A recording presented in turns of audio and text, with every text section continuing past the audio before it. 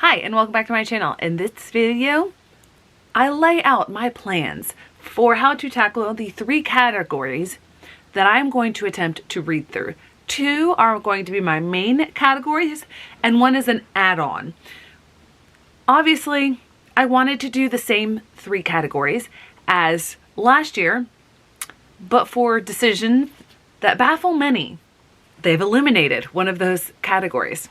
And before I get into the planning, I want to talk about a handful of things. 1, late at night filming does not lend itself to making cogent observations and observing everything, because as I watched other reactions, I realized that I completely missed that they got rid of the graphic novel and manga category, which kind of flies in the face of the cash grab idea.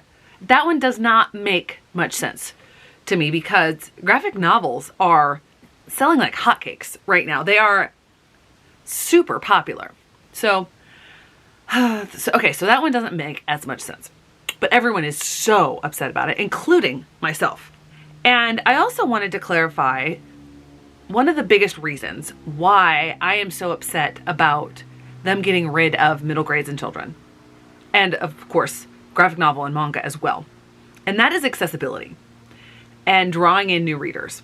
I mentioned this in my last year's reaction video as I was planning out the fact that several of the books on the list were not even available at my library. A couple of them said on order, but some of them hadn't even been purchased by my library. And I talked about in that video how that limits accessibility so much. Because how else do a lot of people get a hold of their books except through the library? And even the online version. One of the only reasons that I am able to read as many of these as I am able to is because of libraries and online access to these libraries. Last year was the first year where I purchased a subscription to a library outside of my area, the Queen's Library. This year I've added 2 more because I want to get a hold of these books. And even with that, there is a limited number. And so for some of these books, there's months wait. And so I couldn't possibly fit it in time for this challenge. One thing I have been doing is I am privileged enough to be able to have a subscription to Libro FM, which supports your local independent bookstore. And for the past 6 months, I have not been choosing books, but I've been letting those credits accumulate so that I can use those credits if I need to. Most of these books I'm getting via the library. Some of them, the ones I already have, I did not go out and purchase.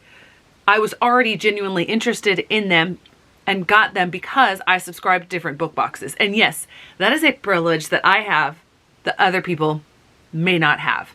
And like a lot of people do not have. Fully admit that. Another thing to be fully transparent, as evident for if you look through the numbers and the amounts of books that I read, I have a book reading problem. I can't stop. Sorry, I can't even say that with a straight face. No, but seriously, I read very quickly, and I have as long as I can remember. I don't know whether that's a skill that I've developed or that's how my brain works. I know that how my brain works, I really need to listen to audiobooks faster if I want to retain anything, because my mind starts to wander in the gaps if it's slower. So again, that's another way that I can get through books, but that's just how my brain works. I also want to briefly mention, because it was brought up to me on my video, which went viral, way beyond my wildest dreams. I don't think any of my other videos are ever going to do as good, although it would be really nice if it did. The way that I talked about romance. And I watched that back, and even though I said I don't read romance or I don't care about romance, I was very dismissive in my tone, and that's not right because a lot of people read romance. I'm pretty sure it's one of, if not the best-selling genre out there. It's definitely the one that gets far and away the most votes in the Goodreads Choice Awards, although that's a little bit skewed this year because of Fourth Wing and being in romantasy. So just wanted to lay that out ahead of time, make several things very crystal clear. Being able to engage in this project is something that I have a privilege to do. Could I do it if I had kids and other responsibilities besides my job? No. There's no way I'd be able to get that much in. So the plan is to read the fantasy category, young adult, science fiction, and fantasy category, although there are no science fiction books in that.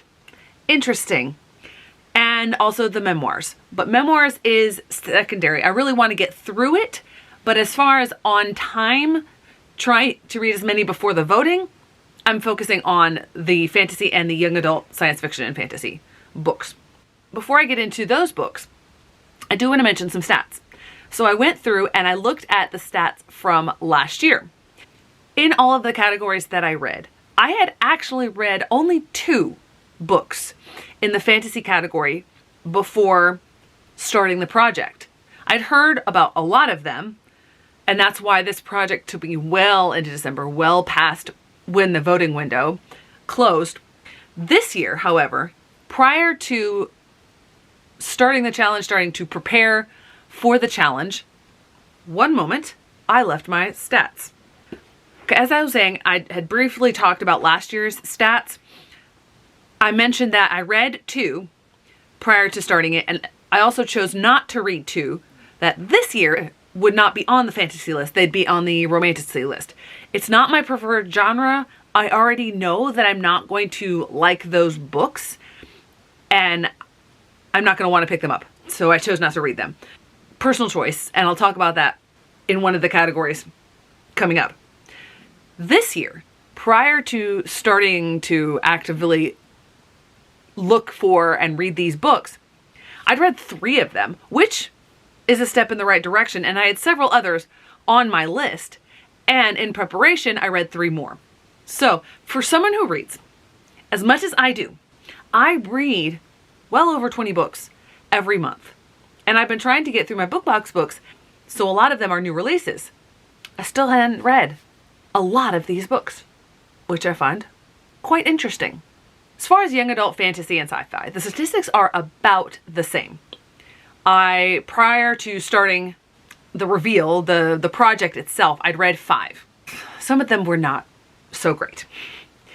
And I chose not to read 2. One of them because I had read the first book in the series the previous year and did not like it and decided to DNF the series. Another one because I read the first book in the series as part of the project and realized it was not for me, DNF to the series. So that was 7 that I didn't end up reading. Although that one, I don't think really should count.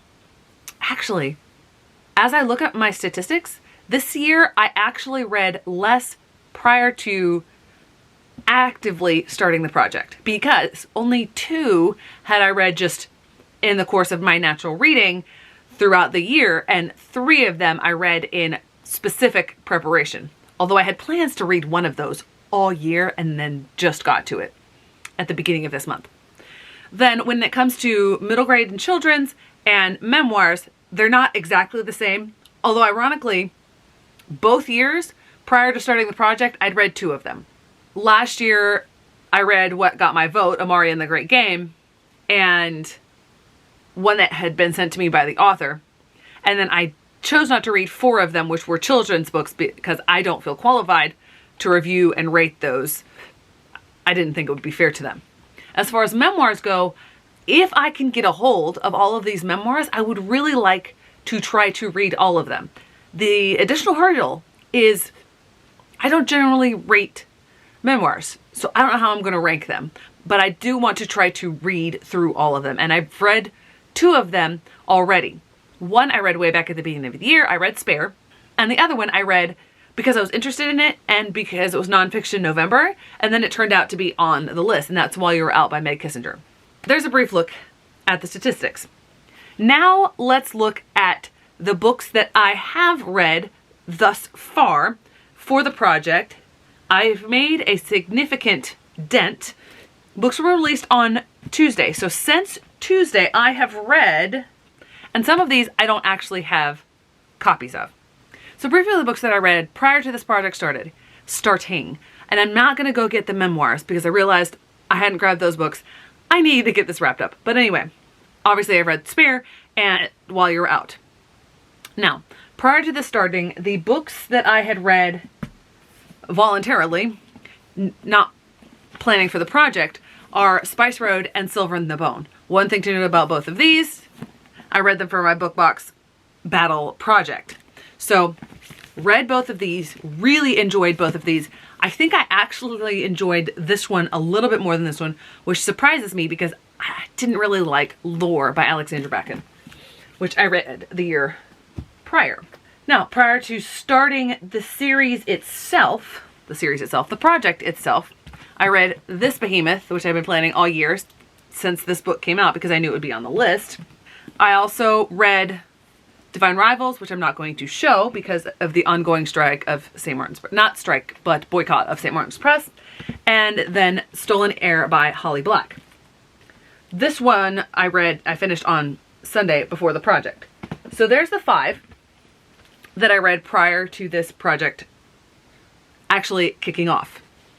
As far as fantasy books go, the books that I read prior to the project starting off are Witch King by Martha Wells and The Adventures of Amina Al-Sarafi. Another thing to keep in mind, they are book box books, and that was the reason that I had already read them, and I'm just double checking that those were the only ones that I read. Oh, and also, where did I put it? And also Trust of the Emerald Sea. So these are the 3 all special edition books that I'd already read. In preparation for starting the project, I actually read both Ninth House and Hellbent, and then I also read Atalanta. So far of the Greek myth retellings, this one is winning. So that is a total, if we count them all up. Okay, prior to officially starting the challenge, these are all the books that I had read. That's a pretty good number, if I do say so myself. After the start of the challenge, I have read several. I believe it's just one of them that I do not have physically at the moment. So the first one that I read officially for the challenge is Victory City by Salman Rushdie. This was on the fantasy list. This is the one that I had not actually heard of at all prior to the nominees being released. I read that via audiobook. The next audiobook that I read, I do not have physically, probably won't purchase a copy, and that is These Infinite Threads, which is book 2 in the series. The next audiobook that I read is Stone Blind by Natalie Haynes. I also just finished a memoir earlier today, and that I do not have physically, and that's All My Knotted Up Life by Beth Moore. So I have put 3 more books on that pile. Physically, I finished a book on the young adult list, and that is The Threads That Bind by Kika Hatsapulu. And this one really surprised me, but I'm not getting into reviews right now. Where does that leave me? That leaves me with a significant number of books still yet to read. But while I'm at it, I'm going to mention that there are 2 books on the young adult list that I am not going to read. Because aside from romance, the genre that I never pick up, because it's not that I don't really prefer it, it's that I really don't like it. It makes me uncomfortable. It's not what I want to read, and that's horror. And that's just my preference. There are lots of people that love horror. Everybody loved certain things. I just can't deal with it. And so for that reason, I am not going to read Delicious Monsters, even though I've heard really good things about it and the representation within the book. I'm also not going to read House of Roots and Rue, and that is book 2 in a series, and I've read that it's extremely creepy and gothic horror. I probably might be able to deal with it, but it would mean pushing myself through 2 books because I haven't read the first. It's not something that I pick up. So I've decided not to read those 2 for that reason. I'm not the right reader for them. I wouldn't give them a fair shot. That being said, there are several romantasy books on here as well, at least a couple, that I'm not sure what I'm going to think of, but I'm going to try to give a fair shot. I have either checked out audiobooks or have holds on almost all of the audiobooks for all of 3 categories. As far as having my hands physically on these books, I have several at the library, that I'll have to wait till tomorrow to get because the library closes at 6 on Fridays. Great. Some of them I doubt I'll ever be able to get a hold of physically. So these are the ones that I have physically. Doesn't mean that I'm going to read them physically, but I have the option of it. So for memoir, I have How to Say Babylon. I just got this for Book of the Month. I'm really intrigued by that one. And then we have Hijab Butch Blues. I know nothing about this particular book. Most of the memoir books I have either as ebooks or audiobooks. As far as young adult books, where I've actually read, say 7, I'm not reading 2, so I actually have only 11 more young adult books to read. And I just started reading Song of Silver, Flame Like Night. I'm doing that on audiobook. So the ones that I have physically, and you notice a lot of these are BookBox books. I have What the River Knows by Isabel Ibanez, A Study in Drowning by Ava Reed, House of Marion by J.L., Song of Silver, Flame Like Night by Amelie Wenzel, Blood Debts by Terry J. Benton Walker. This is an arc of the book that I received courtesy of Bethany at Beautifully Bookish Bethany, Fellheart Huntsman, and A Curse for True Love. I am in much better shape for several of these. Like these books, like Fellheart Huntsman, I read Foul Lady Fortune last year for the list, so I don't have to catch up on a series. And with A Curse for True Love, a third in a series, I've read the first 2 already. So I'm doing fairly well on that front. As far as the adult fantasy, I am currently reading The Unmaking of June Farrow. Just started this one. Then I also have The Fragile Threads of Power by V.E. Schwab, Ink Blood, Sister Scribe by Emma Torres. Both of these are Book of the Month books. A library copy of A Dale of Fallen Night. I think I'm going to take it easy on myself and just read this one, even though a lot of people say you should read The Priory of the Orange Tree first. I also have a library copy of The Book That Wouldn't Burn. I'm interested in purchasing this, but checking it out from the library first probably won't hurt. I have The Last Tale of the Flower Bride by Roshni Chokshi. Again, Book of the Month copy. This surprised me. The wait for the audiobook and the ebook is super long, but somehow I got my hands on a physical copy of Swordcatcher by Cassandra Clare, so I guess I will have to read this one physically. And then lastly, one that I'm very intrigued by and might purchase is The Will of the Many by James Islington. I think there are still a few books on this list that I do not have. And I do not know what the likelihood of me being able to get them is. My plan is to listen to as many of them as possible because I also want to get some cross-stitching done and read ones that interest me even more, preferably some of the shorter ones. My goal is to hopefully get to 15 read in both fantasy and young adult, and maybe 10 read in memoir by the time the first round ends. That is going to be a stretch. That is going to be a challenge. I'm closer on young adult than on fantasy, and definitely on memoir, but we shall see.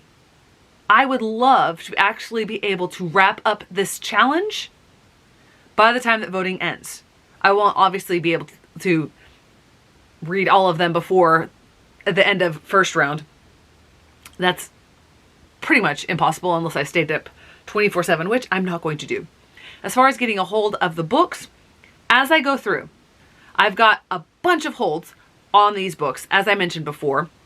If I get to the point where I am out of the audiobooks that I have access to via my Libby app, my Scribd app is being a pain because it let me listen to one book. But besides that, I have those 6 audiobook credits and I'm going to use those. Hopefully I won't have to make any other purchases or any purchases at all. I'm going to see if I can accomplish this. Thanks so much for watching this rambling attempt at a project launch video. Stay tuned for some stats updates in the conclusion to my reading vlog. Thanks so much for watching. I hope to see you in the next one.